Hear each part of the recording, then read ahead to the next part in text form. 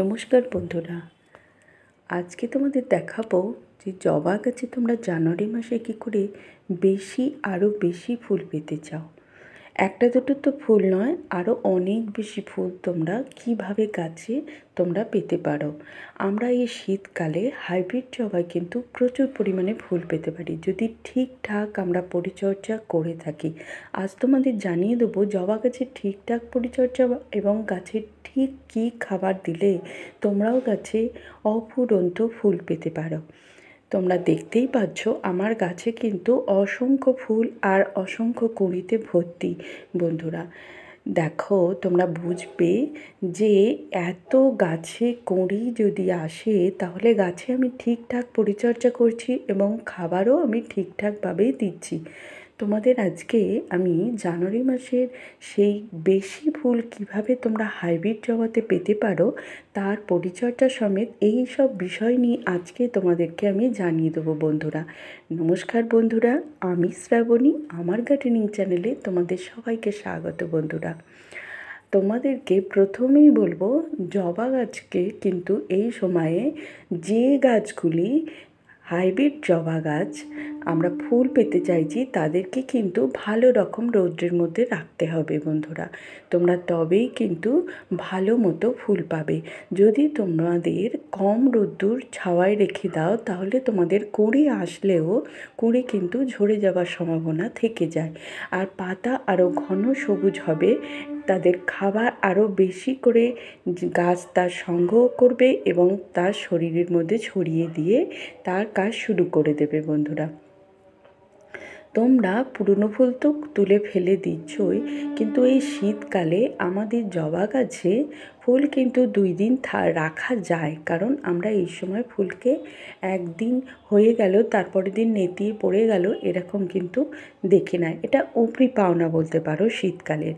আর একটা জিনিস হয় শীতকালে এই সব জবা ফুলের রঙটা এত সুন্দর, আরও ডিপ হয়। মানে তুমি যে গাছটার ফুল তুমি নিচ্ছ তার রঙটা কিন্তু এই শীতকালে আরও সুন্দর হয় বলতে চাইছি। বুঝতে পারা যাচ্ছে নিশ্চয়ই কথাটা। দেখো বন্ধুরা, এত সুন্দর, এত কালারটা আরও ডিপ, আরও সুন্দর হয় বলতে চাইছি, উজ্জ্বল হয়। তার জন্য তোমরা যদি জৈবভাবে গাছকে খাবার দাও, গাছ কিন্তু আরও বেশিভাবে তার ফুলের গঠন, ফুল বেশি ফোটায় এবং ফুলের কালার আরও ভালো থাকে, ফুলটা আরও বেশি দিন গাছে স্টে করতে পারে।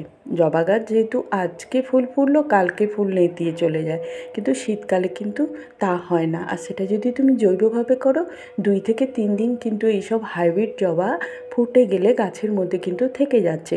তোমাদেরকে জানিয়ে দেবো জৈবভাবে তুমি কিভাবে পরিচর্যা করছো। আর জলের কথা বললাম, রৌদ্রের কথা বললাম, রোগবালাইয়ের কথা বলবো।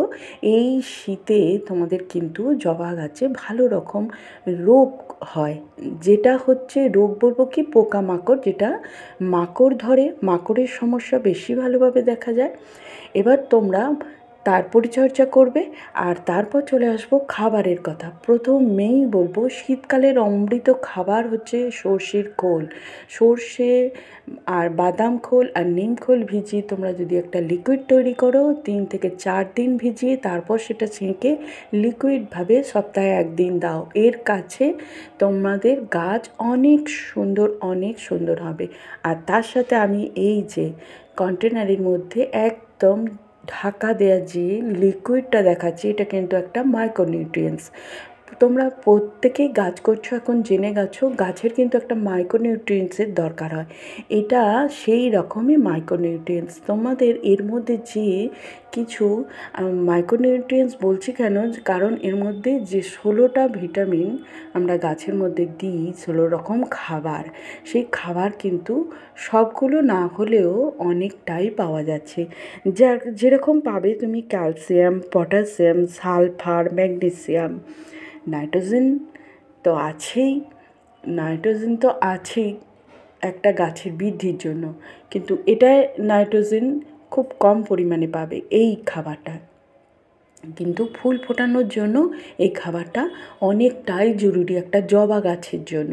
তবে জবা গাছ কেন, অন্যান্য গাছেও দিতে পারবে, তবে কিছু গাছে এই খাবারটা আমি তোমাদের দিতে বারণ করব। সেই গাছগুলি ক্যাকটাস জাতীয় গাছ, এই রকম গাছে তোমরা দিতে আমি না করব, এবং স্যাকুলেন্ট যে খাবারগুলো আছে, গাছগুলো আছে, সেগুলি তোমরা দিও না। এটা তো গেল এই রকম খাবার, কারণ এটাকে তোমরা কন্টেনারে, এয়ারটাইট কন্টেনারে রেখে দেবে। তারপর তোমরা অনেকটা 5 লিটার এরকম জলের মধ্যে মিশিয়ে তোমরা কিন্তু গাছে দেবে। অ্যালোভেরা বা স্যাকুলেন্ট বা ইনডোর প্ল্যান্ট এই গাছগুলোই দেবে না। সেটা কি, দেখো বন্ধুরা, এই যে পেঁয়াজের খোসা, এটা আমরা প্রত্যেকেই জানি। আর এই পেঁয়াজের খোসার সাথেই দেব গুড়। গুড় কেন না, গুড় হচ্ছে, এর মধ্যেই আছে সালফার, ম্যাগনেসিয়াম, পটাশিয়াম গুড়েও আছে বন্ধুরা।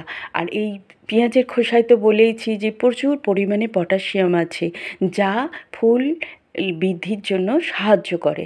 আর জবা গাছ প্রচুর পরিমাণে পটাশ পছন্দ করে।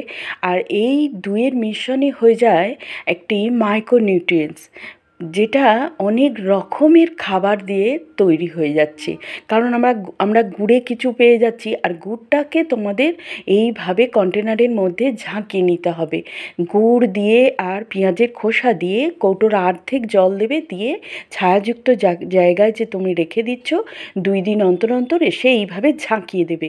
ওর মধ্যেই তোমাদের তৈরি হয়ে যাবে এই কন্টেনারটার ওই পর্যন্ত, যেমন তোমরা কন্টেনার নিলে তার হাফ পর্যন্ত জল দেবে, একদম গলা পর্যন্ত জল দেবে না, যাতে তোমার ঝাঁকাতে সুবিধা হয় বন্ধুরা। এই রকমভাবেই করবে, জল দেবে। আর কন্টেনারটা অবশ্যই এয়ার টাইট হতে হবে, ছাওয়াযুক্ত জায়গায় রেখে দেবে বন্ধুরা। এই কটি নিয়ম মানো, আর একদিন এই সর্ষের খোল, বাদাম খোল আর নিম খোল ভেজানোর জলটি তোমরা দাও। যদি বাদাম খোল, নিম খোল নাও পাও, অবশ্যই তোমরা সর্ষের খোল, এই তরল অমৃত সপ্তাহে 1 দিন দেবে। জানুয়ারি মাসটা তোমরা এইভাবে, তোমরা দেখো যে গাছে আজকে তোমরা সর্ষের খোল দিলে, আর তোমরা 2 থেকে 3 দিন বাদে দাও এই লিকুইড। এটা হচ্ছে মাইক্রোনিউট্রিয়েন্টসের কাজ করে বন্ধুরা, ভিটামিনের কাজ করে, যেটা তোমাদেরকে 15 দিন রাখতে হবে। যদি তোমরা খুব তাড়াতাড়ি এই দুটো মিশ্রণকে দিয়ে দাও, তাহলে কিন্তু তোমাদের গুড়ে অবশ্যই পোকা, মানে পিঁপড়ে আসতে পারে। ওই জন্য বলবো, যেটার জন্য ধৈর্য ওই 15টা দিন, 15 থেকে 2 দিন আগেও করতে পারো, হ্যাঁ 12 থেকে 13 দিনও রাখতে পারো। কিন্তু বন্ধুরা, তোমাদের গাছে কিন্তু তোমরা ম্যাজিক দেখতেই পাবে। অসংখ্য অসংখ্য কুঁড়িতে তোমার গাছ ভরে যাবে, পাতা, কচি কচি পাতা হবে, শিকড়ের বৃদ্ধি হবে, এবং গাছের পাতা খুব চকচক করবে, যেগুলো আমরা দেখতে চাই। পাতা তোমার হলুদও হবে না বন্ধুরা।